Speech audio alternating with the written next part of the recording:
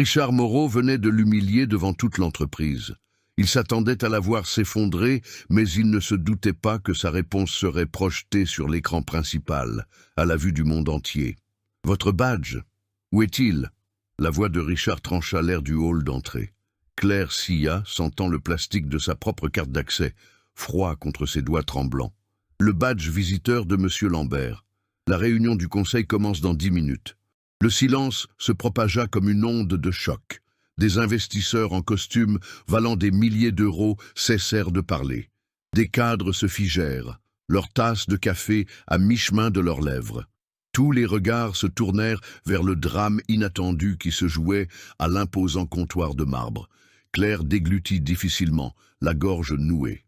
Elle désigna l'écran de son ordinateur, son seul témoin. « Monsieur, le système indique qu'il a été livré à votre bureau à 9h05. » Richard éclata de rire. Ce n'était pas un rire amusé, mais un son chargé de mépris, destiné à être entendu par tout l'auditoire. Il se tourna vers son vice-président. « Vous voyez, voilà pourquoi j'insiste sur l'excellence. On engage sur l'apparence et on récolte de l'incompétence. » Un malaise pesant s'abattit sur le groupe. Certains levèrent les yeux vers le lustre en cristal, d'autres fixèrent leurs propres chaussures. Personne ne prit sa défense. Il se pencha au-dessus du comptoir, son parfum cher et agressif l'étouffant. « Je ne tolère pas les erreurs, et vous êtes une erreur. » Le hall tout entier observait dans un silence absolu. Pour eux, ce n'était qu'un divertissement passager avant une réunion. Pour Claire, c'était l'instant qui allait tout changer. La main de Richard frappa violemment le marbre, le son résonnant comme un coup de feu. « Réglez ça, immédiatement, ou vous pouvez vider votre bureau pour de bon. » Son visage devint blême, un masque de plâtre. La chaleur de l'humiliation lui monta au cou, tandis que des dizaines de regards la disséquaient. Ils ignoraient que l'erreur n'était pas la sienne, et que sa vengeance n'était plus qu'à quelques heures. Face à ce pouvoir écrasant, que pouvait-elle faire? La phrase de Richard Moreau resta en suspens, lourde et venimeuse. « Vous êtes une erreur !» Autour d'elle, la vie de l'entreprise reprenait son cours. Les cadres relançaient leur conversation à voix basse, certains lui jetant des regards apitoyés, d'autres un mépris évident. Le monde continuait sa route, indifférent, mais pour Claire, le temps s'était brisé. Cette insulte, si banale pour celui qui l'avait proférée, fut la clé qui fit sauter une porte verrouillée dans sa mémoire depuis 15 ans.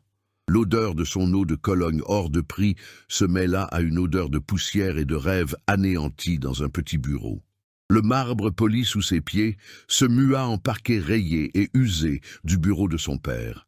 Le doux bruit des portes d'ascenseur s'ouvrant devint le clic métallique et final d'une serrure que l'on ferme à tout jamais.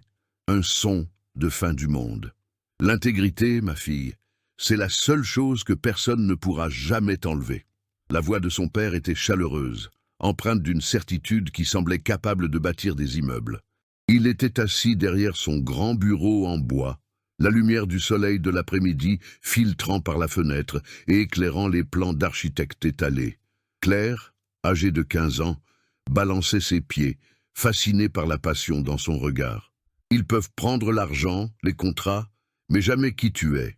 Il sourit, le sourire d'un homme honnête, et lui tendit un petit carnet. Note tes idées ici. Un jour, tu construiras des choses incroyables et justes. La lumière du soleil avait disparu. Quelques mois plus tard, le même bureau était recouvert d'une avalanche d'enveloppes affranchies de timbres rouges de recouvrement. Son père ne souriait plus. Ses épaules étaient courbées sous un poids invisible. Ils nous ont écrasés, Claire. Une clause dans le contrat que notre avocat n'a pas vue. Tout n'était qu'un jeu pour eux, un piège. Il regarda ses propres mains, celles qui avaient dessiné des centaines de projets. Elles étaient vides. Leur PDG a dit que notre petite entreprise était une erreur de marché. Le mot tomba comme une pierre dans le silence du bureau. Une erreur. Cette nuit-là, elle le trouva dans le garage sombre, contemplant l'enseigne de l'entreprise qu'il avait lui-même peinte à la main. La peinture s'écaillait, tout comme son espoir. Il ne pleurait pas, et cette absence de larmes était la chose la plus douloureuse au monde. C'est là, au milieu des odeurs d'huile et du froid du béton, que Claire se fit une promesse silencieuse. Elle ne serait pas une victime. Elle entrerait dans leur monde, en apprendrait les règles, non pas pour devenir l'une des leurs, mais pour qu'un jour, plus personne ne puisse écraser un homme bon par pur plaisir.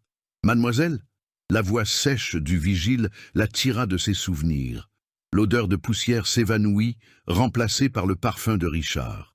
Le bois usé redevint un marbre froid et impersonnel. Elle était de retour dans le hall, à l'épicentre de son humiliation. Richard s'éloignait déjà vers les ascenseurs privés, riant d'une plaisanterie avec son vice-président.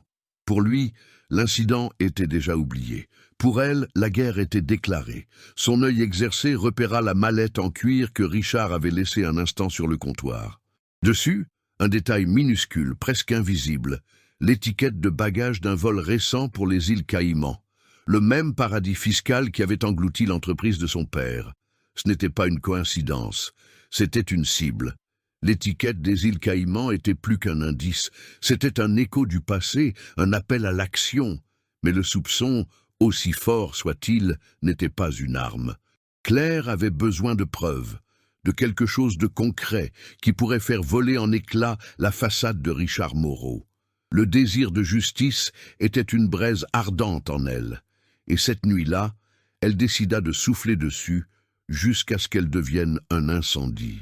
Elle attendit que le dernier des cadres soit parti, que le bruit des talons et des souliers vernis soit remplacé par le silence oppressant du bâtiment vide. Les lumières de secours projetaient de longues ombres fantomatiques dans les couloirs. Chaque clic de souris ressemblait à un coup de tonnerre. Grâce à son accès de réceptionniste, elle navigua à travers les couches superficielles du réseau interne du groupe Moreau. C'étaient des couloirs numériques qu'elle connaissait bien. Planning, registre des visiteurs, notes internes. Mais elle devait aller plus loin, dans le coffre-fort. Départements financiers, virements internationaux, projets spéciaux. Chaque dossier était une porte blindée, gardée par des pare-feux et des mots de passe qui changeaient toutes les 12 heures. C'était une forteresse numérique conçue pour garder des secrets. Elle trouva un répertoire nommé « Projet de capital privé ». Le nom était anodin, corporatif, mais elle sentit un frisson. Elle était proche. Elle cliqua. Une boîte de dialogue apparut. Accès requis, niveau de sécurité oméga. En dessous, un champ demandant un mot de passe de 24 caractères. C'était impossible, mais la promesse faite à son père l'empêchait de reculer. Elle essaya ce qu'elle connaissait. Les noms des proches de Richard, les dates d'anniversaire, le nom de son yacht. Access refusé. Elle tenta de forcer l'entrée via une faille de sécurité qu'elle avait lue sur un forum en ligne. Une barre de progression apparut à l'écran, avançant lentement. 1%, 2%. Le bruit de l'ascenseur de service résonna à l'étage. Le cœur de Claire s'emballa. C'était l'équipe de nettoyage. Elle se recroquevilla sur sa chaise, baissant la luminosité de l'écran, priant pour qu'il ne regarde pas dans sa direction. Le bruit de l'aspirateur commença, lointain mais se rapprochant. 10%, 20%. La porte du bureau principal s'ouvrit. Claire retint son souffle.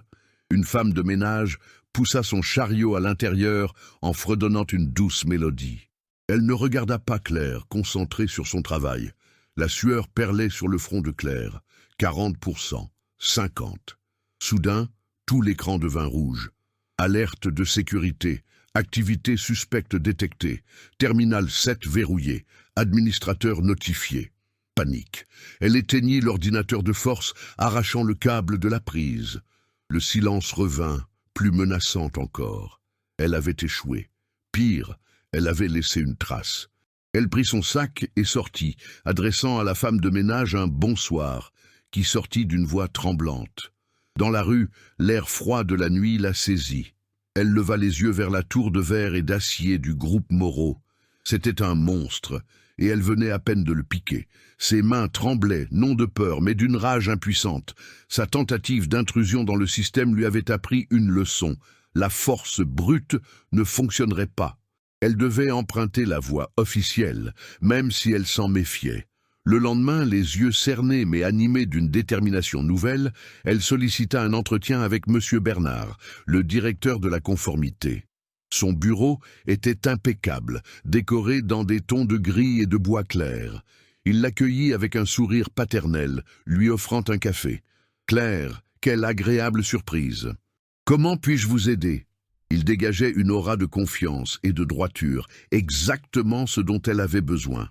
Le cœur battant la chamade, elle commença, choisissant ses mots avec soin. « Monsieur Bernard, j'ai une préoccupation que j'aimerais partager en toute confidentialité. Elle concerne de possibles irrégularités financières. » Bernard l'écoutait attentivement, la tête penchée, les mains jointes sur le bureau. « Bien sûr, ma jeune amie, je suis là pour ça. Ma porte est toujours ouverte aux employés honnêtes et concernés. » Encouragée, Claire poursuivit. Elle ne mentionna pas la tentative d'intrusion, seulement l'étiquette de valise, la coïncidence avec l'histoire de son père, et quelques observations sur les voyages fréquents et non déclarés de Moreau. Elle parla du nom d'une société offshore que son père avait mentionné des années plus tôt, un nom qu'elle avait vu par hasard sur un document passé sur son bureau. À mesure qu'elle parlait, l'expression de Bernard changea. La chaleur dans ses yeux disparut, remplacée par une froideur tranchante. Le sourire paternel devint un trait fin et dur. Quand elle eut terminé, il resta silencieux un long moment, la jaugeant. « Claire, » dit-il enfin, la voix basse et dangereusement calme, « vous portez une accusation extraordinairement grave contre le PDG de cette entreprise. Et votre preuve est une étiquette de bagage, un vieux souvenir. Réalisez-vous à quel point cela semble fragile et fantaisiste ?» L'air dans la pièce s'alourdit. « Je comprends que ça semble peu, mais ce que je comprends, l'interrompit-il, c'est que vous êtes une employée relativement nouvelle et peut-être trop ambitieuse. La loyauté, Claire, est l'actif le plus précieux que nous ayons au sein du groupe Moreau. Monsieur Moreau valorise la loyauté par-dessus tout. » Il se leva, se dirigea vers la fenêtre et regarda la ville en contrebas. Les gens qui créent des problèmes, qui voient des conspirations là où il n'y en a pas, ces gens-là n'ont pas un avenir radieux ici, ils deviennent un fardeau. Il se tourna vers elle, et maintenant le masque était tombé, c'était une menace non voilée. Ce serait terriblement dommage de perdre une employée aussi observatrice que vous à cause d'une imagination fertile. Vous me comprenez ? Claire sentit un frisson lui parcourir l'échine. Le système n'était pas là pour protéger l'entreprise. Il était là pour protéger Richard. Elle se leva, les jambes flageolantes. « Oui, monsieur, je comprends. » En sortant du bureau, le sourire de Bernard était celui d'un prédateur. La porte se referma derrière elle, et Claire sut qu'elle n'était pas seulement seule. Elle était marquée. Cette nuit-là, dans son petit appartement, le poids du monde sembla s'abattre sur ses épaules. Les mots de Bernard résonnaient dans son esprit. Les gens qui créent des problèmes n'ont pas un avenir radieux ici. Le loyer était en retard. Sur la table de la cuisine, une pile de factures médicales de sa mère la fixait, chaque enveloppe une accusation de son imprudence. Elle regarda une photo sur le réfrigérateur. Sa mère, souriante, mais les yeux fatigués. C'était pour elle que Claire travaillait 12 heures par jour, qu'elle avalait les petites humiliations quotidiennes, qu'elle faisait profil bas. À quoi pensait-elle? Qu'elle pouvait faire tomber un milliardaire? Elle était réceptionniste. Richard Moreau était un dieu dans cet univers. Le souvenir du regard vide de son père après avoir tout perdu la hantait. Lui aussi s'était battu, et il avait été écrasé. Elle suivait le même chemin, droit vers la destruction, et cette fois, elle entraînerait sa mère dans sa chute. La peur était une présence physique, étouffante. Elle ouvrit son ordinateur portable. Là se trouvait l'unique fichier qu'elle avait réussi à copier avant le verrouillage du système. Un petit document, texte contenant une liste de codes de projet, tous cryptés. Cela ne voulait rien dire. C'était inutile. Le plus sensé était de le supprimer, de tout oublier. Oublier la promesse, oublier la vengeance, et se concentrer sur sa survie. Son doigt plana au-dessus de la touche. Supprimer. Un clic, et tout serait fini. Elle pourrait redevenir anonyme, en sécurité. Mais une autre réminiscence surgit, plus forte que la peur. La voix de son père, non pas le jour de la défaite, mais le jour de la fierté. L'intégrité, c'est la seule chose que personne ne peut enlever. Si elle supprimait ce fichier, elle laissait Richard Moreau lui enlever ça aussi. Il aurait totalement gagné. Il aurait détruit son père et volé l'âme de sa fille. L'hésitation se mua en fureur. La peur ne disparut pas, mais elle diminua, éclipsée par une clarté glaciale. Elle n'allait pas répéter l'erreur de son père. Son erreur avait été de faire confiance au système, de croire en la justice des hommes. Elle ne commettrait pas la même erreur. Si le système était son arme, elle aurait besoin d'une meilleure arme. Elle ferma le fichier texte, ouvrit un navigateur sécurisé, tapa une adresse e-mail cryptée qu'elle n'avait pas utilisée depuis des années, et écrivit une seule ligne. « Léo, c'est moi. J'ai besoin de ton aide. Souviens-toi de ce que tu me dois. » Elle cliqua sur « Envoyer ». La décision était prise. Elle n'allait plus jouer selon leurs règles. Le jour de l'Assemblée générale des actionnaires était l'événement le plus important du calendrier du groupe Moreau. Le hall, d'ordinaire un espace de passage silencieux et professionnel, se transformait en un véritable théâtre du pouvoir. Des investisseurs milliardaires, des analystes financiers aux sourires de prédateurs et l'élite de la presse économique arpentaient l'espace, leurs conversations formant un bourdonnement sourd et constant d'ambition. L'air sentait le café de luxe, le parfum importé et l'argent. Claire était à son poste, le comptoir de marbre lui paraissant être la tranchée d'une guerre qu'elle n'avait pas choisie. Sa tâche était simple, s'assurer que chaque invité de marque reçoive son badge et soit dirigé vers l'auditorium principal. Mais ce jour-là, elle sentait des centaines de regards peser sur elle, une paranoïa alimentée par sa rencontre avec Bernard. Elle gardait le dos droit, le visage un masque d'efficacité neutre, chaque sourire un effort monumental. Puis, il arriva. Richard Moreau entra dans le hall non pas comme un homme, mais comme une force de la nature. La foule s'écarta sur son passage. Les sourires s'élargirent, les dos se redressèrent. Il était le soleil, et tous les autres n'étaient que des planètes orbitant autour de sa gravité. Il s'arrêta au milieu du hall, serrant des mains, recevant des compliments. Puis, son regard balaya la salle et se posa, tel un faucon, sur Claire. Il marcha lentement dans sa direction, un sourire dangereux aux lèvres. « Ah, notre étoile de l'accueil !» dit-il, la voix assez forte pour que tout son entourage l'entende. « J'espère qu'aujourd'hui, tous nos invités auront leur badge. On ne peut pas avoir de confusion, n'est-ce pas ?»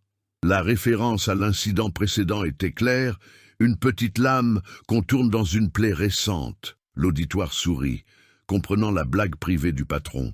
Claire sentit son visage s'empourprer, mais sa voix resta ferme. « Tout est en parfait ordre, monsieur Moreau. »« Parfait ordre », répéta-t-il en savourant les mots. « C'est un mot bien fort. Espérons que votre définition de parfait soit la même que celle de notre conseil d'administration. » Il fit un clin d'œil à un investisseur à ses côtés qui laissa échapper un rire étouffé. La première offense fut subtile, un coup bas déguisé en plaisanterie d'entreprise, mais elle suffit à la marquer, à faire d'elle la cible du jour. Elle n'était plus une employée, elle faisait partie du spectacle d'avant-première de Richard. Elle continua son travail, distribuant les badges, son sourire professionnel désormais plaqué sur son visage comme une fragile armure. Richard n'avait pas fini. Il semblait se nourrir de l'attention et Claire était le plat de résistance. Il rassembla un petit cercle de ses plus jeunes et flagorneurs cadres près du comptoir, parlant d'un ton faussement confidentiel, mais en s'assurant que Claire et tout le monde alentour puissent entendre. « Vous savez quel est notre plus grand défi de nos jours ?» demanda-t-il au groupe qui se pencha, avide de sa sagesse. « C'est de trouver des talents avec une véritable initiative, des gens qui réfléchissent, qui résolvent les problèmes avant qu'ils ne surviennent. » Son regard croisa celui de Claire par-dessus leurs épaules. C'est très facile de pourvoir un poste. Le plus difficile, c'est de le pourvoir avec un cerveau, et pas seulement avec un joli minois qui sait suivre un script. Les rires furent immédiats, un cœur de servilité. Un jeune vice-président, en quête désespérée d'approbation, ajouta « Exactement, Richard. Certaines personnes sont nées pour les tâches répétitives. » L'humiliation était maintenant collective. Ce n'était plus seulement Richard. C'était son cercle intime, la prochaine génération de dirigeants de l'entreprise, tous validant son mépris. Le venin se répandait. Un groupe d'analystes financiers qui attendèrent dans la file regarda Claire, puis se regardèrent entre eux, certains avec pitié, d'autres avec un amusement cruel. Elle était devenue un exemple, une anecdote vivante sur la prétendue médiocrité que Richard était assez fort pour identifier et dénoncer. Chaque badge qu'elle tendait semblait plus lourd, chaque « bonjour » qu'elle prononçait sonnait plus faible. Elle sentait les regards, les chuchotements. L'armure se fissurait. Elle n'était plus invisible, comme elle avait toujours préféré l'être.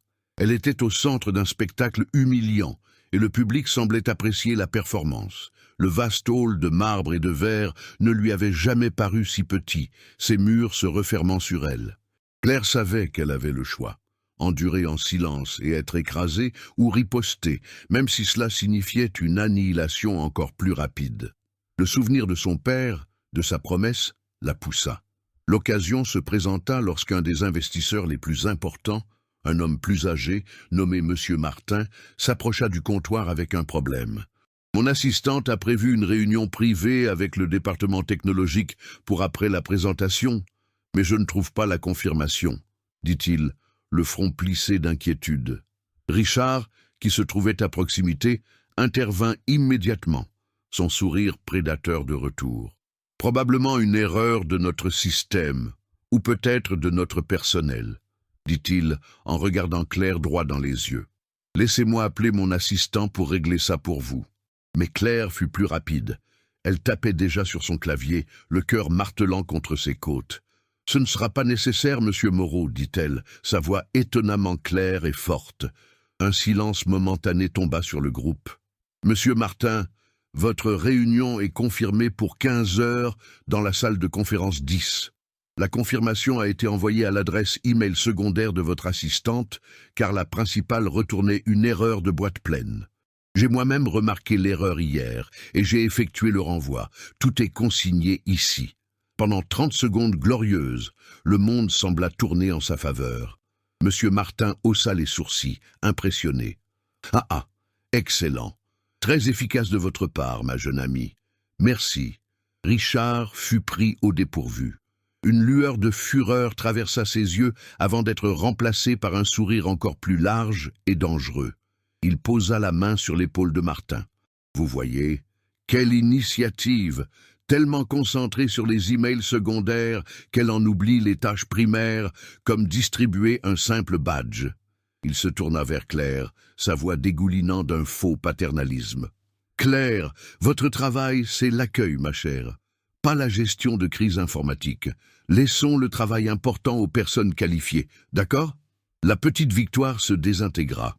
Il l'avait transformée d'efficace en fouineuse, de compétente en quelqu'un qui ne connaissait pas sa place. Le public, qui avait hésité un instant, était maintenant fermement de son côté. Sa tentative de défense n'avait pas seulement échoué, elle avait été utilisée comme munition pour l'écraser encore plus durement. L'humiliation suprême arriva à la fin, juste avant que tout le monde ne se dirige vers l'auditorium. Le hall était plein à craquer. Richard était sur le point de partir, mais il s'arrêta, comme s'il se souvenait d'un dernier détail. Il fit demi-tour et revint vers le comptoir de Claire. Cette fois, pas de sourire, juste un mépris glacial et pur. Il se pencha, sa voix assez basse pour que seules les personnes les plus proches l'entendent, mais l'impact de ses paroles allait se propager comme une vague. « Vous savez, j'ai lu votre dossier, » dit-il, presque dans un murmure. « J'ai vu le parcours de votre père, une petite entreprise de construction qui a fait faillite, un homme qui rêvait en grand, mais qui n'avait pas les tripes pour survivre dans le monde réel. Il a commis une erreur de marché, n'est-ce pas ? » La mention de son père, de la phrase exacte qui l'avait détruit, fut comme un coup de poing à l'estomac. L'air quitta les poumons de Claire. Le monde autour d'elle disparut. Il n'y avait plus qu'elle et lui, le prédateur et la fille de son ancienne proie. « T'es dans le sang, j'imagine », continua-t-il, le regard la transperçant. « Cette médiocrité, cette manie de l'échec, c'est pour ça que les gens comme vous restent derrière un comptoir toute leur vie. Ce n'est pas un manque d'opportunité. C'est un manque de carrure. Vous êtes et vous serez toujours exactement comme lui. » Il se redressa, ajusta sa cravate et, sans un autre regard, tourna les talons et se dirigea vers l'auditorium, suivi de sa suite. Le groupe de personnes autour du comptoir se dispersa rapidement, évitant son regard, comme si sa défaite était contagieuse. Le bourdonnement des conversations reprit. Le flot de personnes continua. Le monde ne s'arrêta pas. Mais celui de Claire, si. Elle resta là, debout, le visage inexpressif, le corps figé. La douleur était si intense qu'il n'y avait plus de place pour les larmes. Elle ne s'était jamais sentie aussi exposée, aussi dépouillée de sa dignité, aussi complètement anéantie. Elle était seule. Claire ne se souvient pas d'avoir marché. Un instant, elle était paralysée dans le hall. L'instant d'après, elle se trouvait au sous-sol, dans le vestiaire des employés. L'air était froid et sentait le désinfectant bon marché. C'était un lieu sans âme, fait de casiers en métal gris et de bancs en bois froid, un espace conçu pour les personnes que le système préférait garder invisibles. Elle s'assit sur l'un des bancs, son dos heurtant les casiers avec un bruit sourd. Le son résonna dans le silence. L'adrénaline qui l'avait maintenue debout se dissipa, laissant derrière elle une douleur creuse et immense. Les mots de Richard n'étaient plus un écho. C'étaient des éclats de verre tourbillonnant en elle, la lacérant. Manque de carrure, exactement comme lui. Il ne l'avait pas seulement insulté. Il avait profané la mémoire de son père, réécrivant son histoire d'homme honnête pour en faire celle d'un pathétique raté.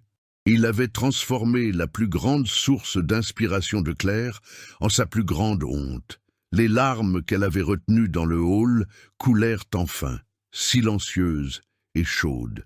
Ce n'étaient pas des larmes de tristesse, mais celles d'une défaite si profonde qu'elle semblait effacer son identité. Il avait raison. Que faisait-elle ici, à essayer de combattre un géant? Bernard l'avait prévenu. Richard l'avait exécuté en place publique. C'était la fin. Elle ouvrit son casier d'une main tremblante. Son intention était simple, prendre son sac, ses quelques affaires, et disparaître. Ne plus jamais revenir. Quitter son travail, son appartement, la ville. Fuir. Mais en ouvrant la porte métallique, son regard tomba sur quelque chose qu'elle avait collé à l'intérieur des mois auparavant. C'était une vieille photo un peu passée. Son père, plus jeune, riant, un bras autour des épaules d'une Claire adolescente. Son sourire était sincère, plein d'une bonté qui semblait impossible dans le monde où elle vivait maintenant. Richard ne connaissait pas cet homme. Il ne connaissait qu'une ligne sur un bilan, une opportunité de profit. Il n'avait pas le droit d'utiliser la mémoire de cet homme bon comme une arme. À cet instant, en voyant le visage de son père, quelque chose en Claire changea. Le chagrin se solidifia. La douleur se cristallisa en quelque chose de dur, de tranchant et de froid comme l'acier. L'humiliation n'était plus une blessure, c'était une forge.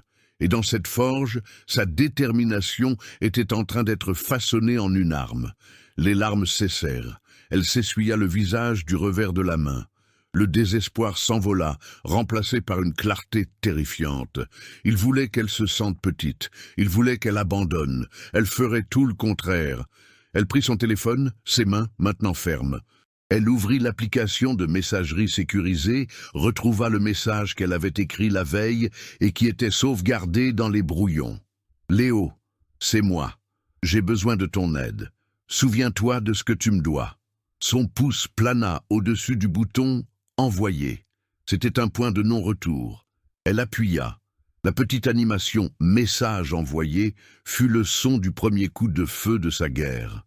La réponse de Léo ne serait pas immédiate. Elle le savait. C'était un fantôme numérique vivant sur des fuseaux horaires différents, ne répondant que lorsque c'était sans danger. Mais le fait d'avoir envoyé le message avait allumé une lumière. Maintenant, elle ne pouvait plus rester dans le noir à attendre. Elle avait besoin d'un plan, elle avait besoin d'une arme. Et l'humiliation, réalisa-t-elle, était la clé. Elle se força à repasser en revue chaque mot, chaque geste de Richard. Il était arrogant. Son arrogance était sa marque de fabrique, sa plus grande force, et donc sa plus grande faiblesse. Il l'avait attaqué en public parce qu'il avait besoin d'un public. Il se donnait en spectacle. Un homme qui se donne en spectacle commet des erreurs. La phrase qu'il avait brisée, « Il a commis une erreur de marché, n'est-ce pas ?» Comment connaissait-il cette expression spécifique? C'était du jargon, certes, mais c'était la même expression utilisée dans les rapports de l'OPA hostile qui avait détruit l'entreprise de son père. Richard ne s'en serait pas souvenu par hasard après 15 ans. Il avait dû le lire quelque part, récemment. Les hommes comme Richard, réalisa-t-elle, sont des collectionneurs de victoires. Ils gardent des trophées. Il n'aurait pas seulement les archives financières du groupe Moreau, il aurait des dossiers personnels, un coffre-fort numérique de ses conquêtes, de toutes les entreprises qu'il avait surclassées, de tous les hommes qu'il avait écrasés. Et ces dossiers personnels ne seraient pas dans la forteresse impénétrable du serveur de l'entreprise. Ils seraient sur ses appareils personnels, son ordinateur portable, sa tablette, son téléphone. L'idée la frappa comme un éclair. Elle essayait d'abattre les murs du château alors que la clé était dans la poche du roi. Et le roi était négligent. Elle le voyait tous les matins en arrivant plus tôt. Sa routine était immuable. Il s'arrêtait au même café de luxe à 2 rues de l'entreprise, s'asseyait à la même table et utilisait le Wi-Fi public de l'établissement pendant 30 minutes en lisant les nouvelles du marché. Le Wi-Fi public, non sécurisé, protégé uniquement par les défenses les plus basiques. C'était une porte. Petite, risquée, mais c'était une porte. L'espoir, qui quelques instants plus tôt semblait une étoile morte, se remit à briller, faible mais féroce. Elle avait une cible, pas le groupe Moreau, mais Richard Moreau. La tâche impossible de faire tomber un empire devint la tâche difficile mais réalisable de briser un homme. Elle savait qu'elle avait l'intelligence et la motivation pour guider l'attaque, mais elle n'avait pas les compétences techniques pour l'exécuter. Elle regarda son téléphone. Le message à Léo était toujours là, marqué comme « envoyé ». Maintenant, elle ne demandait pas seulement de l'aide. Elle recrutait son premier soldat, et elle avait déjà la carte du champ de bataille. La réponse de Léo arriva 48 heures plus tard, à 3 heures du matin. Une seule ligne de texte sur un écran noir. Cybercafé, connexion 24 heures. Rue de la Paix. Minuit. Seul. Claire passa les 2 jours suivants dans un état d'engourdissement anxieux, jouant son rôle à la réception avec une perfection robotique, chaque sourire à un cadre étant un acte de dissimulation. À minuit, elle entra dans le café. L'endroit était un plongeon dans une autre réalité, un sanctuaire de néons et de clics de clavier frénétiques, sentant la poussière, les boissons énergisantes et l'électricité statique. Dans une cabine au fond, baignée par la lumière bleue de 6 écrans différents, se trouvait Léo. Il n'avait pas beaucoup changé depuis l'université. Peut-être plus mince, avec des cernes permanents qui étaient comme des médailles d'honneur dans son monde. Il ne la salua pas, il désigna une chaise. « Tu as 5 minutes pour me convaincre de ne pas éclater de rire et de me barrer », dit-il, les yeux rivés sur une cascade de codes sur l'un des écrans. Claire ne perdit pas de temps en politesse. Richard Moreau. Il blanchit de l'argent via des paradis fiscaux et utilise l'entreprise comme son coffre-fort personnel. Il a détruit mon père. Maintenant, il est en train de me détruire. J'ai besoin que tu entres dans ses appareils personnels. Léo arrêta de taper. Il pivota lentement sur sa chaise et la regarda pour la première fois. Il rit, mais il n'y avait aucune gaieté dans son rire. « Tu es devenue folle ?» C'est Richard Moreau. Ce type n'engage pas de sécurité informatique, il possède les boîtes qui inventent la sécurité informatique. Son pare-feu personnel a probablement un budget plus élevé que le PIB d'un petit pays. C'est du suicide. Il a une faiblesse, insista Claire, la voix basse et ferme. Il utilise le Wi-Fi public d'un café tous les matins. Ce n'est pas une faiblesse, c'est un piège, rétorqua Léo. Il veut que des amateurs essaient de s'introduire pour que ces chiens de garde puissent les traquer et les détruire. C'est pour ça que j'ai besoin de toi. Tu n'es pas un amateur. Il secoua la tête, se retournant vers ses écrans. Oublie, la faveur que je te dois ne vaut pas 10 ans dans une prison fédérale. Claire joua sa dernière carte. La faveur que tu me dois, Léo, c'est parce que j'ai porté le chapeau quand tu as piraté le système de l'université pour dénoncer ce professeur qui vendait les examens. Tu as fait ça parce que c'était la bonne chose à faire. C'est pour ça que je suis là. Parce que c'est la bonne chose à faire. Le silence s'étira, seulement rompu par le bourdonnement des ordinateurs. Léo resta à fixer le code. Finalement, il soupira, un son de profonde résignation. Il ouvrit un tiroir, en sortit une clé USB cryptée et la jeta sur la table. « Demain matin, donne-moi le nom du café et l'heure exacte. Si on se fait prendre… » Il la fixa, les yeux graves. « On ne s'est jamais connu. » Claire prit la clé, le métal froid dans sa main. Marché conclu. Léo se tourna vers son écran principal et ouvrit un nouveau terminal. « Maintenant, va-t'en. On a beaucoup de travail. » Il s'arrêta et la regarda par-dessus son épaule. Une lueur dangereuse dans ses yeux. « On va le démolir !» Le lendemain matin, l'opération commença. Claire était à son poste au groupe Moreau, le cœur battant à un rythme irrégulier qui semblait secouer tout son corps. Dans son oreille, une minuscule oreillette, presque invisible, la reliait à Léo, qui se trouvait dans un appartement loué de l'autre côté de la rue du Café de Luxe. « Il est arrivé », murmura la voix de Léo dans son oreille. Même table que d'habitude. A commandé son expresso habituel. Et il est en ligne. Le poisson a mordu à l'hameçon. Léo avait créé un faux réseau Wi-Fi, un jumeau maléfique portant le même nom que le réseau du café, mais qui passait par ses serveurs avant d'accéder à Internet. C'était une embuscade numérique. Je suis dans son téléphone. Sécurité pathétique. C'est comme s'il laissait la porte d'entrée de sa maison ouverte, dit Léo avec un ton de mépris professionnel. Je vois ses emails, son calendrier, ses contacts, mais tout est clean. Des trucs de boulot, de la pub, des spams, rien. La frustration était palpable. Il ne serait pas assez stupide pour garder des preuves dans sa boîte mail principale, dit Claire, essayant de garder son calme tout en saluant un groupe d'investisseurs. Cherche des applications de messagerie cryptées ou des fichiers dans les brouillons. J'y suis. Attends. Silence. Claire retint son souffle. J'ai trouvé quelque chose. Un brouillon d'email sans destinataire. C'est une liste de noms et de numéros. Nom de société, projet Phoenix, opération Andromède, initiative Solaris, suivi de numéros de compte en Suisse et aux îles Caïmans. Claire sentit un frisson. C'étaient des noms qu'elle connaissait. Léo, ce sont les noms de codes de projets internes du groupe Moreau, des projets qui ont échoué de manière spectaculaire ces 5 dernières années. Échoué ou saboté? La voix de Léo était tendue. On dirait que chaque échec a rapporté un joli dépôt sur un compte offshore. C'était la première preuve, la première fissure dans l'armure de Richard. Ce n'était pas l'arme ultime, mais c'était un fil. Un fil qui, si on le tirait, pourrait défaire toute la trame de mensonges. La colère de Claire, qui n'était qu'une braise, était maintenant une flamme froide et bleue. La peur avait disparu, remplacée par une concentration absolue. « Continue de creuser, Léo », murmura-t-elle, un sourire professionnel sur le visage pour le monde, mais un regard de chasseuse dans les yeux. Son empire a commencé à s'effondrer. Pendant des jours, ils menèrent une double vie. Claire, la réceptionniste efficace. Léo, le fantôme dans la machine. Ils suivirent la piste des noms de code.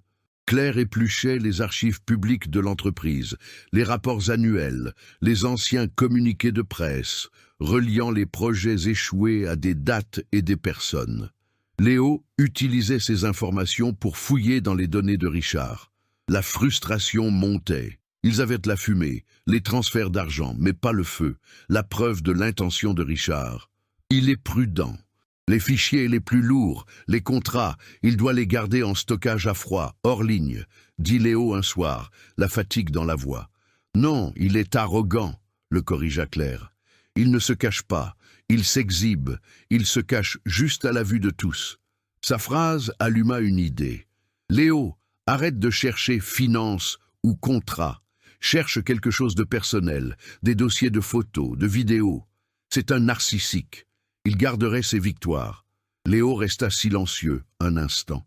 Je vérifie sa sauvegarde personnelle sur le cloud. La sécurité est plus forte ici, mais le mot de passe est le nom de son premier cheval de course. Amateur. Plus de silence. Juste le bruit de clics frénétiques dans l'oreillette. Puis, le souffle de Léo se coupa. Claire, Je crois que je l'ai trouvé. Dans un dossier nommé « Voyage, famille 2024 », il y avait un unique fichier vidéo avec un nom aléatoire.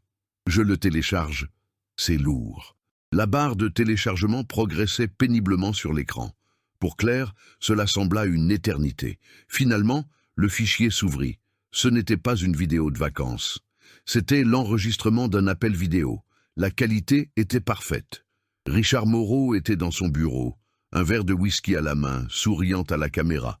De l'autre côté de l'appel, le visage pixelisé de son plus grand concurrent. Et il riait. La voix de Richard était claire, assurée et absolument accablante. Il détaillait, étape par étape, comment il allait divulguer de fausses informations à la presse pour faire chuter le cours des actions d'une filiale du groupe Moreau, provoquant la panique chez les petits actionnaires. Ensuite, son concurrent rachèterait les actions à bas prix. Il se partagerait le contrôle, vendrait les actifs et liquiderait le fonds de pension des employés, empochant des milliards au passage. C'était la preuve décisive, irréfutable. « Quand est-ce qu'on fait ça ?»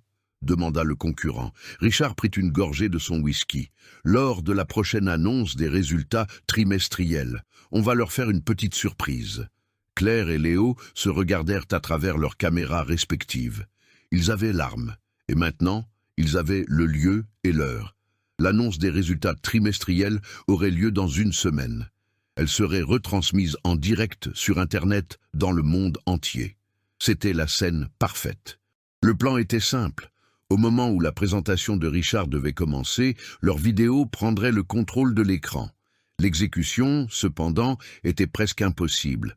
« J'ai vérifié, » dit Léo, la voix tendue. « Le système de présentation de l'auditorium est une forteresse. C'est un réseau fermé, isolé, sans connexion à Internet ou au réseau interne du bâtiment. Il branche l'ordinateur portable du présentateur directement sur un mélangeur vidéo contrôlé par une équipe technique.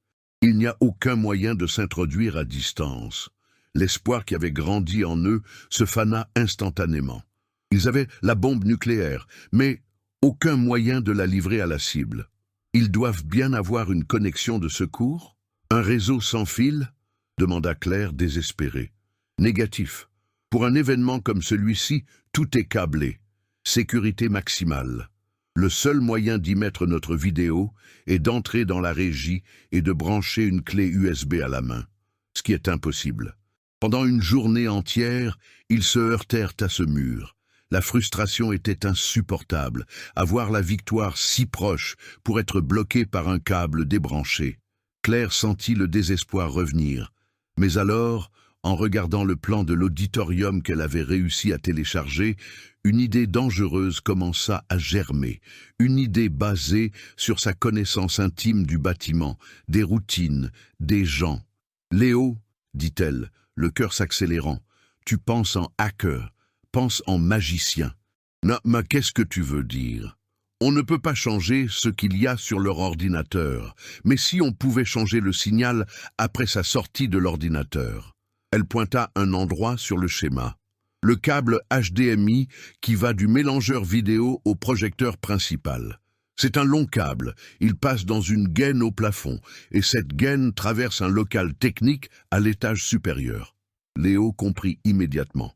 Tu veux intercepter le signal. Une attaque de l'homme du milieu, mais physique. Il faudrait couper le câble et insérer notre propre appareil pour injecter notre vidéo. Exactement. Claire, c'est de la folie. Il nous faudrait un accès physique, des outils, et le timing devrait être parfait à la seconde près. Si l'écran clignote ne serait-ce qu'un instant, il coupe le signal et c'est fini. Le risque était immense. Une erreur et il serait pris, non pour un crime numérique, mais pour effraction et sabotage. La défaite serait totale. Claire regarda la photo de son père sur son bureau. Il doit payer pour ce qu'il a fait, Léo. Pour tout. Elle reporta son regard sur l'écran. Sa détermination était absolue. C'est maintenant ou jamais. La semaine précédant l'annonce trimestrielle fut la plus longue de la vie de Claire. Chaque jour au travail était un acte d'espionnage. Chaque sourire échangé avec un collègue, un mensonge. Elle devint une experte dans l'observation de l'imperceptible. les rondes des vigiles, les angles morts des caméras de surveillance, le moment exact où le trousseau de passe-partout de l'équipe de nuit était posé sur le bureau pendant la relève. Pendant qu'elle cartographiait le terrain physique, Léo construisait l'arme. Lors de leurs appels vidéo nocturnes, il lui montrait l'appareil.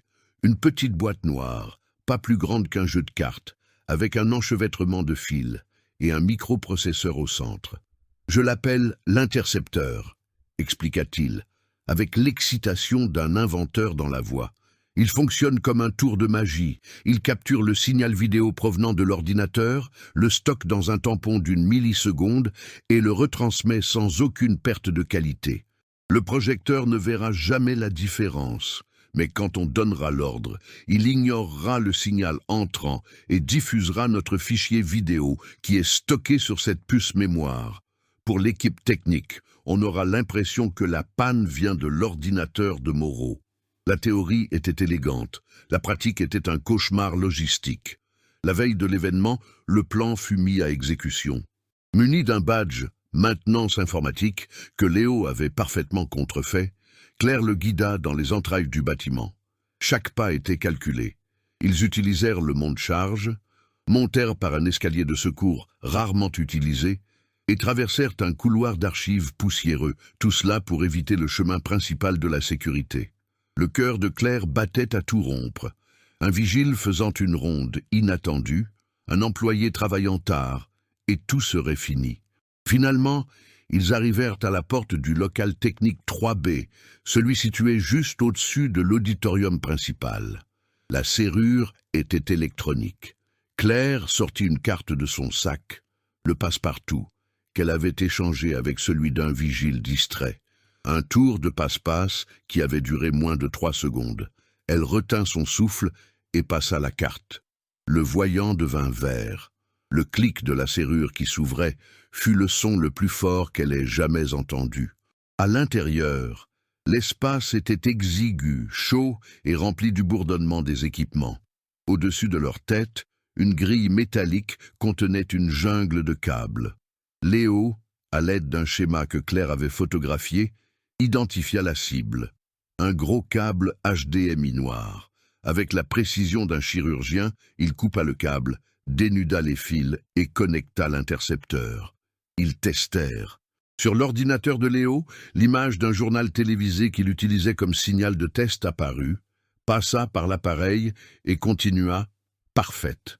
Le piège était en place. « Demain, je serai ici », dit Léo, la voix un murmure dans l'espace confiné. « Toi, tu seras en bas, à l'accueil. Tu seras mes yeux et mes oreilles. Dis-moi exactement quand Moreau monte sur scène et quand il est sur le point de lancer sa présentation.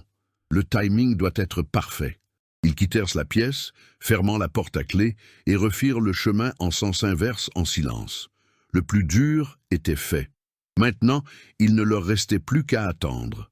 Le jour de l'événement arriva avec une tension électrique dans l'air.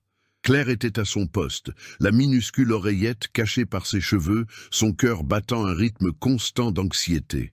Léo était déjà en position dans le local technique, y étant entré avant le lever du soleil. « Je suis connecté. Le signal est propre, » murmura-t-il. « En attente de tes ordres. » Le plan prévoyait que la présentation de Richard soit la dernière, à 11 heures. Ils avaient le temps. Mais l'univers semblait avoir d'autres projets. À 9h15, un email urgent de la direction fut envoyé à toute l'entreprise. En raison d'un changement inattendu dans l'agenda de l'un de nos principaux investisseurs, la présentation du PDG, M. Moreau, est avancée à 9h30. Claire sentit son sang se glacer. « Léo, tu as entendu? Il passe dans 15 minutes. 15 minutes !»« J'ai entendu. Merde! On accélère le calendrier. On est prêt ?» Avant que Claire ne puisse répondre, une deuxième catastrophe. Une voix retentit dans son interphone de l'accueil, la voix de Marc, le chef de l'équipe technique. « Attention l'équipe, je remarque une latence d'1 milliseconde sur le signal du projecteur principal. Probablement rien, mais je ne veux aucun pépin aujourd'hui. Julien, monte au local technique 3B et vérifie toute la ligne du câble HDMI du mélangeur au projecteur. Maintenant. » La panique frappa Claire de plein fouet. Julien, le technicien, était à moins d'1 minute de l'escalier de service. Il trouverait Léo, il trouverait l'appareil, la partie serait terminée. « Léo, annule! Un technicien monte, sors de là tout de suite. » Trop tard, j'entends ses pas dans le couloir. Si j'ouvre la porte, il me voit. Je suis coincé. La fin semblait être arrivée. Claire regarda autour d'elle, son cerveau tournant à plein régime, cherchant n'importe quoi, n'importe quelle solution. Et puis, elle le vit.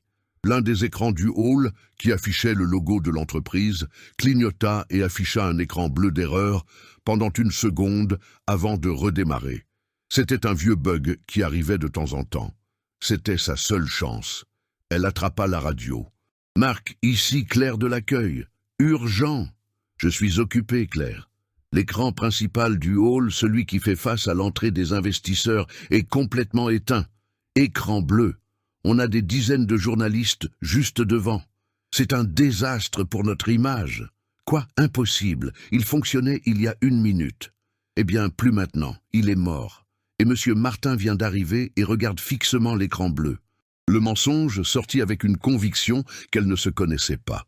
Il y eut une pause, puis la voix de Marc pleine de panique. « Bon sang, Julien, laisse tomber la vérification de l'auditorium. Descends dans le hall immédiatement. Priorité absolue. Règle-moi cet écran. » Claire regarda Julien qui était déjà au pied de l'escalier, jurer, faire demi-tour et courir vers le hall.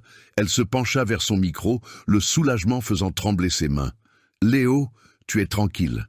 Il a été détourné. » La voix de Léo revint, tendue. C'était juste, très juste. À la radio de l'accueil, l'animateur de l'événement annonça « Et maintenant, mesdames et messieurs, pour présenter nos résultats trimestriels et notre vision pour l'avenir, veuillez accueillir sur scène notre président-directeur général, Richard Moreau. » Claire regarda vers l'auditorium. Le public applaudissait tandis que Richard se dirigeait vers le centre de la scène, arrogant et confiant, le roi dans son château. « C'est maintenant, Léo, » murmura-t-elle dans son communicateur. « Il est sur scène. » La réponse de Léo fut brève et empreinte d'un calme dangereux. « Je suis prêt. Le piège est tendu. » Sur scène, sous les projecteurs, Richard Moreau était l'incarnation du succès. Il se déplaçait avec une grâce prédatrice, le micro dans une main, l'autre faisant des gestes vers le public aux visages admiratifs. Son costume était impeccable, son sourire, une arme de charisme de masse. Il était le roi, et c'était son discours annuel à la cour. « Bonjour !» Sa voix résonna dans l'auditorium, chaleureuse et assurée. « C'est un honneur d'être ici aujourd'hui, non seulement en tant que votre PDG, mais en tant que gardien de la vision qui fait de nous le leader de notre secteur. » Il marqua une pause, laissant les applaudissements monter puis s'éteindre. Beaucoup parlent de chiffres, de bénéfices, de projections. Et oui, nos chiffres sont spectaculaires, dit-il. Et une diapositive avec des graphiques de croissance impressionnants apparut à l'écran, exactement comme prévu. Le signal était toujours le sien. Mais aujourd'hui, je veux parler de ce qui se cache derrière ces chiffres. Je veux parler du fondement de tout ce que nous faisons, la confiance. Claire, qui regardait depuis un moniteur à la réception, sentit son estomac se nouer. Léo murmura à son oreille « Laisse-le creuser sa propre tombe. Plus il montera haut, plus la chute sera dure. » Richard continua, sa performance atteignant son paroxysme. Il parla de la grande famille du groupe Moreau, de la façon dont chaque employé, du conseil d'administration à l'accueil, était une partie vitale d'un tout. Il parla d'éthique, de la façon dont, dans un monde de raccourcis et de secrets, ils avaient choisi la voie de l'intégrité. « Nos concurrents opèrent dans l'ombre, » déclara-t-il, le ton devenant sérieux, presque sacré. « Ils cachent leurs intentions, leurs échecs. Mais ici, nous sommes différents. Ici, nous croyons en une vérité fondamentale, la transparence radicale. » Il s'avança jusqu'au bord de la scène, regardant droit dans les caméras qui diffusaient son image au monde. Dans cette entreprise, il n'y a pas de sombre secret. Il n'y a pas d'agenda caché. Tout ce que nous faisons, chaque décision, chaque stratégie, est fait à la lumière du jour, pour le bénéfice de chaque actionnaire et de chaque membre de notre équipe. Notre transparence n'est pas seulement une politique, C'est notre plus grande force. Et c'est pourquoi, aujourd'hui, j'ai le plaisir de vous présenter, en toute clarté, l'avenir du groupe Moreau. Il sourit au sommet de son arrogance et fit un geste vers le grand écran derrière lui. Vous pouvez lancer la présentation. Le public se pencha en avant, attendant la première diapositive de la présentation visionnaire. Dans le communicateur de Claire, la voix de Léo était un murmure tendu. Lancement de l'injection du signal. C'est maintenant ou jamais, Claire. L'écran géant clignota. Pendant un instant, il devint noir, un vide sur la scène illuminée. Puis, l'image qui apparut n'était pas le logo de l'entreprise. C'était un document texte, une liste. En haut, le titre « Projet de capital privé ». En dessous, les noms « Projet Phoenix »,« Opération Andromède »,« Initiative Solaris ». À côté de chaque nom, un long code alphanumérique, suivi de noms de banque à Zurich et à Georgetown, aux îles Caïmans. Le silence dans l'auditorium était absolu. Richard se retourna, la confusion déformant ses traits. Il força un rire, un son qui ne convainquit personne. « Je vous prie de m'excuser, dit-il en se tournant vers le public. Il semble que notre système soit si impatient de montrer les résultats qu'il a sauté quelques diapositives. « Julien !» appela-t-il, la voix encore contrôlée, mais avec une pointe d'acier. « Pouvez-vous mettre la bonne présentation à l'écran, s'il vous plaît? Le spectacle doit continuer. » Le public laissa échapper un rire nerveux et contenu. Certains s'agitèrent inconfortablement sur leur siège. Dans la régie, Marc, le chef de l'équipe technique, hurlait dans sa radio, mais personne ne comprenait ce qui se passait. L'ordinateur de Richard affichait la bonne présentation. Leur système indiquait que le signal était propre. L'écran ne passa pas à la présentation de Richard. La liste des projets disparut, remplacée par quelque chose de bien pire. C'était l'image cristalline d'un relevé bancaire. Le nom en haut du compte était celui d'une société écran enregistrée aux îles Caïmans. Le logo de la banque était sans équivoque. Une seule transaction était mise en évidence, un dépôt de 57 millions de dollars, daté du jour exact où le projet Phoenix avait été officiellement déclaré un échec, entraînant le licenciement de 200 employés. Le lien était indéniable, d'une clarté brutale. « Et voilà le feu », murmura Léo à Claire, une sombre satisfaction dans la voix. Maintenant, le silence dans l'auditorium était différent. Ce n'était plus de la confusion, c'était du choc. Des murmures commencèrent à se propager comme une traînée de poudre. Les gens sortaient à leur téléphone, prenant des photos de l'écran. Le masque de Richard Moreau se fissura enfin. Le sourire disparut, remplacé par une fureur blême. Le charisme s'évapora, laissant place à une panique à peine dissimulée. Il ne s'adressait plus au public. Il gronda dans le micro, ses mots destinés à son équipe. « Qu'est-ce qui se passe, bon sang? Éteignez l'écran. Coupez le signal du projecteur maintenant, que quelqu'un me réponde. » Mais personne ne répondit. Dans le local technique, Léo avait activé la phase 2 de son plan. Un brouillage du signal qui empêchait toute commande de la régie d'atteindre le projecteur. Le piège était complet. Richard était seul sur scène, exposé, son autorité se désintégrant en temps réel, tandis que la preuve de sa trahison brillait aux yeux du monde entier. Le relevé bancaire resta affiché pendant 10 secondes éternelles. Ce fut suffisant pour que la réalité de la trahison s'insinue dans l'esprit de chaque personne dans l'auditorium. Le murmure initial se transforma en un grondement. Le choc fit place à la fureur. Le public, auparavant passif et admiratif, devint une foule en colère. Au premier rang, M. Martin, le vénérable investisseur que Claire avait aidé plus tôt, se leva brusquement, le visage rouge d'indignation. Il pointa un doigt tremblant vers la scène. « Voleurs, vous nous avez tous menti. Vous m'avez menti. » L'accusation, venant d'une figure aussi respectée, fit voler en éclats toute retenue. Une célèbre journaliste financière, assise à côté de lui, dictait déjà frénétiquement sur son téléphone, la voix urgente et tranchante. Le groupe Moreau implose lors de son assemblée générale. Le PDG Richard Moreau est exposé pour une fraude massive en temps réel. Les actions vont s'effondrer. C'est le scandale de la décennie. Les membres du conseil d'administration, qui flanquaient auparavant Richard comme une garde royale, s'écartaient maintenant de lui, au propre comme au figuré. Ils chuchotaient, horrifiés, entre eux, le visage pâle, calculant déjà les dégâts et planifiant comment couper les ponts avec l'homme qui était maintenant un paria. Richard, acculé sur scène, tenta de crier par-dessus le vacarme.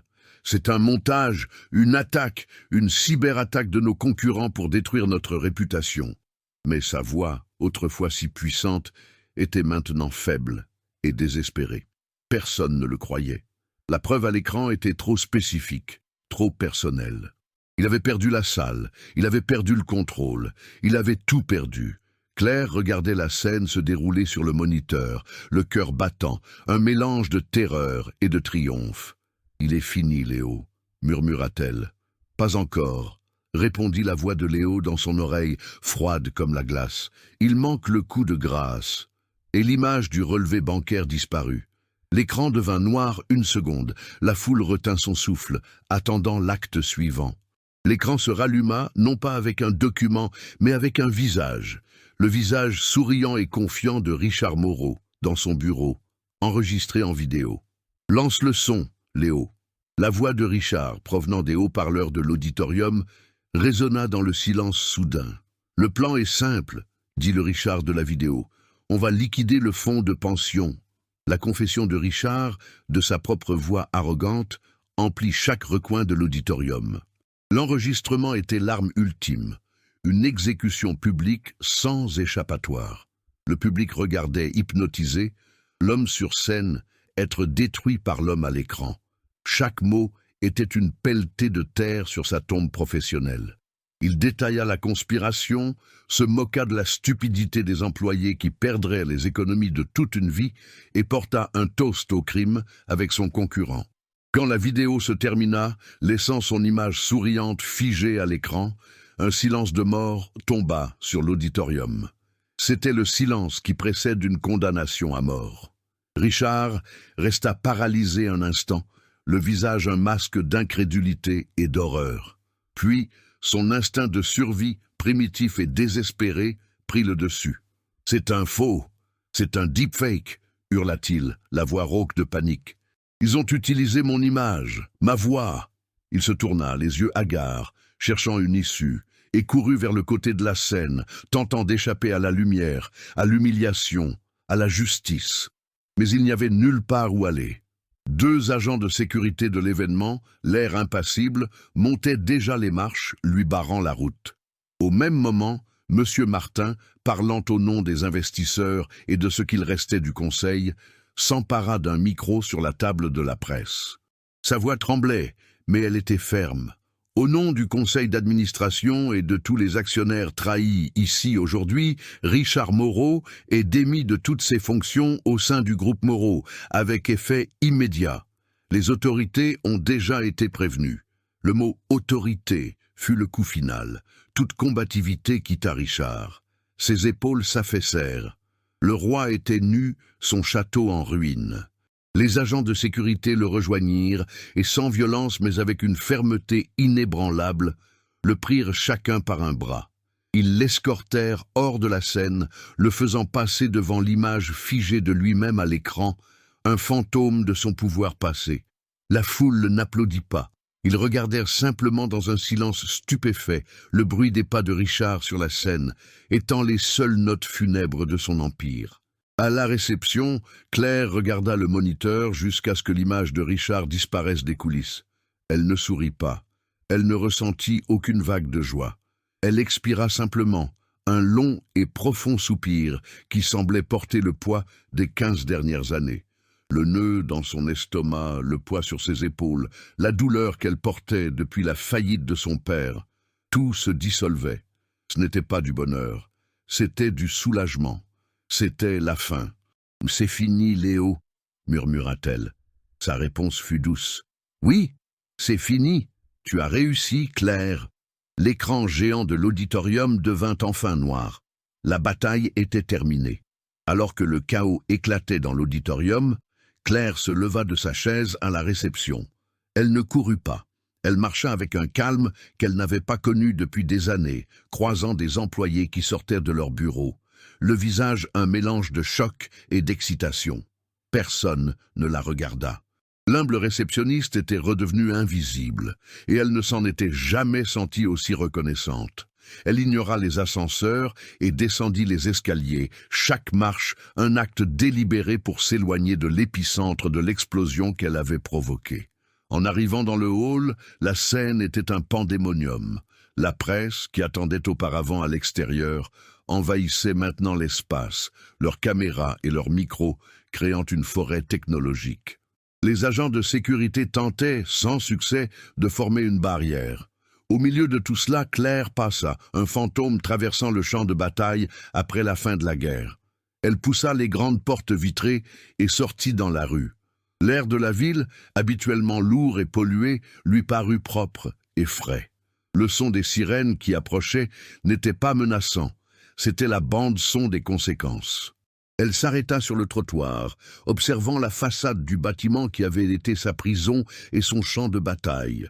Elle ne ressentait rien d'autre qu'un vide immense, le vide laissé par le départ d'une douleur qui l'avait accompagnée pendant la moitié de sa vie. Une silhouette se matérialisa à ses côtés. C'était Léo, la capuche de son sweat baissée, les mains dans les poches. Il ne sourit pas. Il se contenta de regarder le bâtiment avec elle. Ils vont retourner chaque serveur, chaque fichier. Ils vont nous chercher, dit-il à voix basse. Ils ne trouveront rien, répondit Claire. L'intercepteur a une commande d'autodestruction. En 60 secondes, son processeur a fondu. Il n'y a aucune trace. Ils restèrent silencieux un moment. « Tu vas faire quoi maintenant ?» demanda-t-il. Claire haussa les épaules, un petit geste. « Je ne sais pas. Pour la première fois en 15 ans, je ne sais pas. » Il hocha la tête, une rare expression de respect sur son visage. « La faveur est remboursée, Claire. Prends soin de toi. » Et sur ce, il tourna les talons et se fondit dans la foule, disparaissant aussi silencieusement qu'il était apparu. Claire resta seule, mais elle ne se sentait pas seule. Elle prit une profonde inspiration, redressa les épaules et commença à marcher, s'éloignant du bâtiment, du passé, et vers une réalité qu'elle venait elle-même de créer. 3 mois plus tard. Dans un café du centre-ville, une télévision diffusait les informations financières. L'image à l'écran était celle de Richard Moreau, visiblement amaigri et abattu, vêtu d'une tenue de prisonnier, escorté hors d'un tribunal. Le bandeau en bas disait « Moreau condamné à 30 ans pour fraude et association de malfaiteurs ». La caméra passa ensuite à la nouvelle PDG du groupe Moreau, une femme du conseil d'administration qui promettait une ère de éthique et de transparence renouvelée. Le reportage se termina et le journal passa au sujet suivant. La chute de Richard, qui avait été si cataclysmique, n'était plus qu'une vieille nouvelle.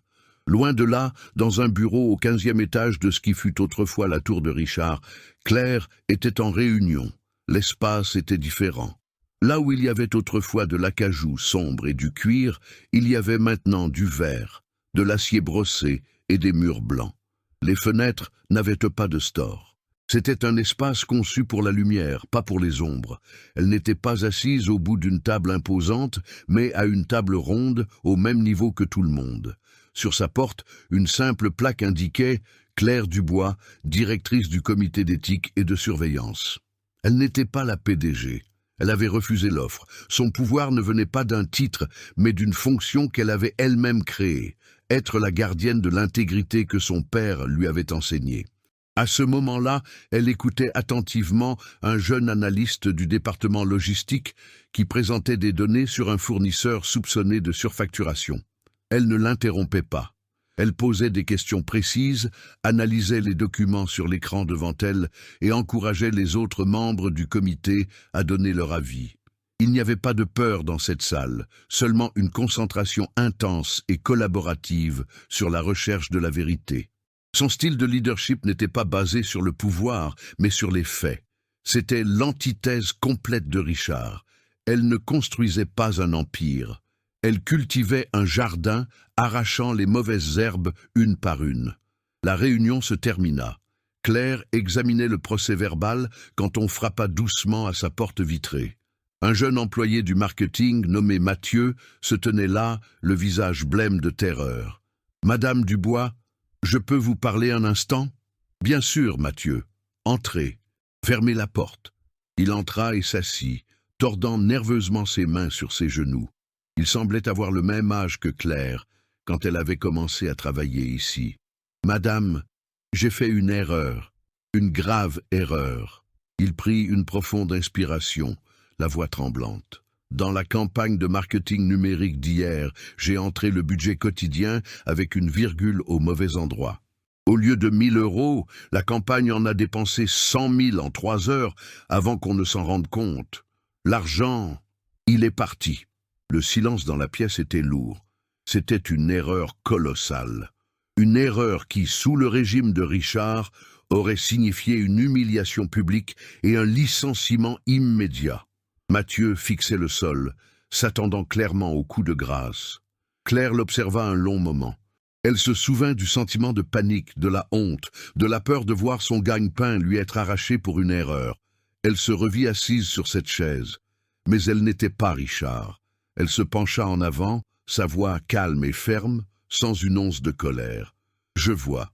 Relevez la tête, Mathieu. » Il leva les yeux, surpris. « Premièrement, dit Claire, vous êtes venu me voir et avez avoué dès que vous l'avez découvert.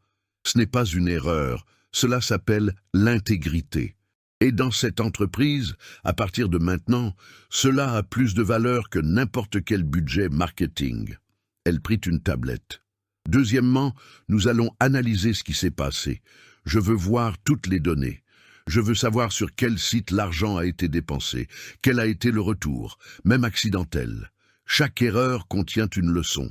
Trouvons la nôtre. » Elle le regarda, et pour la première fois, il n'y avait pas de peur dans les yeux du jeune homme, mais une lueur d'espoir. « Et troisièmement, vous et moi allons présenter un plan au Conseil sur la façon dont nous pouvons atténuer la perte et mettre en place un système de double vérification pour que cela ne se reproduise plus jamais. Vous n'affronterez pas cela seul. » Elle se leva et tendit la main vers la porte. « Maintenant, allez prendre un café et apportez-moi les rapports. Nous avons du travail. » Mathieu sortit, sa posture déjà différente, la tête haute. Claire resta un moment à regarder par la fenêtre la ville en contrebas. Elle n'avait pas seulement gagné une bataille contre un homme mauvais, elle gagnait une guerre bien plus grande, chaque jour, à chaque décision. Elle prouvait que la force n'avait pas besoin de venir de la cruauté, et que l'intégrité, finalement, était la seule chose qui pouvait vraiment construire quelque chose de durable. L'histoire que nous venons de voir est le parcours de Claire. Un parcours qui a commencé par une humiliation publique, par le poids écrasant de l'injustice. Nous avons vu une femme acculée, rabaissée et presque détruite par un homme qui utilisait son pouvoir comme une arme.